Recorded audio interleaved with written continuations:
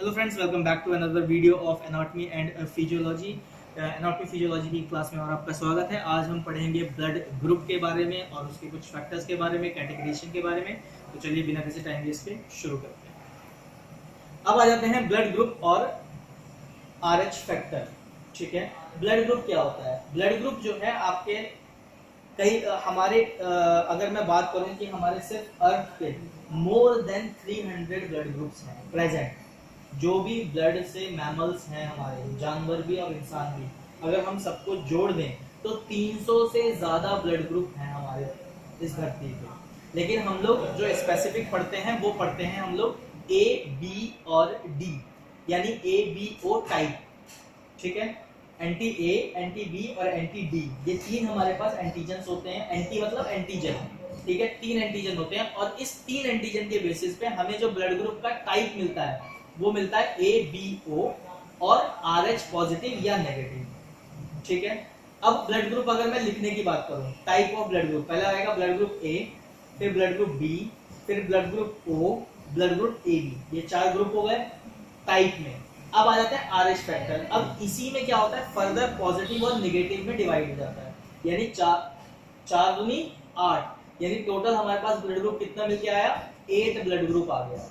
कैसे कैसे आया फिर समझिए। ए बी टाइप से जब हम लगाएंगे एंटीजन ए और एंटीजन बी से, तो हमें ब्लड ग्रुप मिलेंगे blood group A, blood group B, blood group O और ब्लड ग्रुप ए बी। जब हम उसमें आरएच एंटीजन को और जोड़ देंगे, यानी एंटी डी को जोड़ देंगे, तो A positive A negative, B positive B negative, A B positive A B negative, O positive और ओ नेगेटिव। इतना क्लियर हो गया?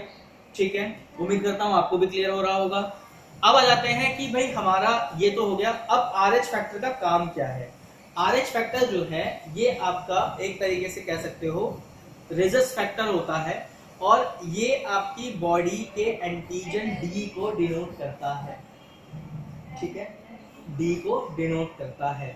आपके कौन से सरफेस पे एंटीजन प्रेजेंट रहते हैं? तो आरबीसी के सरफेस पे आपके क्या प्रेजेंट रहते हैं? क्या प्रेजेंट रहते हैं? आरबीसी के सरफेस पे आपके क्या प्रेजेंट रहते हैं?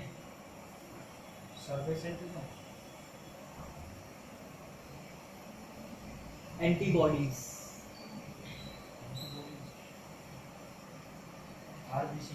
आरबीसी के सरफेस पे एंटीबॉडीज रहती हैं, तभी तो वो एंटीजन जाके उसके साथ कंबाइन होता है। जो हमारे पास रिएजेंट है वो किस पे कंबाइन होगा? वो आरबीसी के सरफेस पे होगा।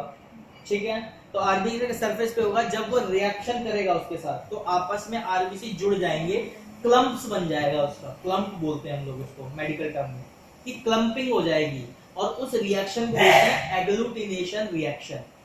क्या बोलते हैं?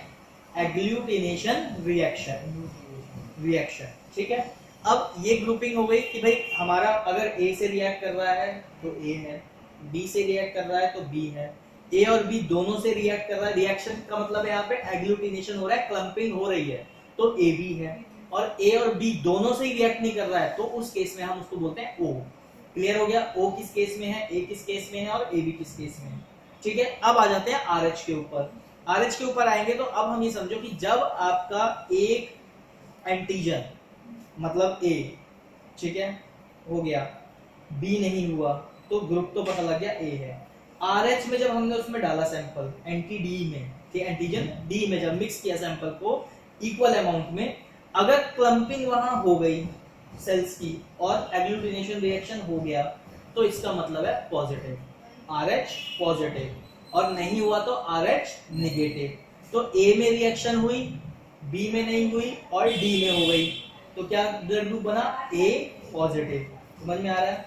ठीक है, ऐसे ही ए में रिएक्शन हो गया, बी में नहीं हुआ और डी में भी नहीं हुआ, तो ब्लड ग्रुप क्या बना? ए नेगेटिव, एंटी डी में नहीं हो रहा है।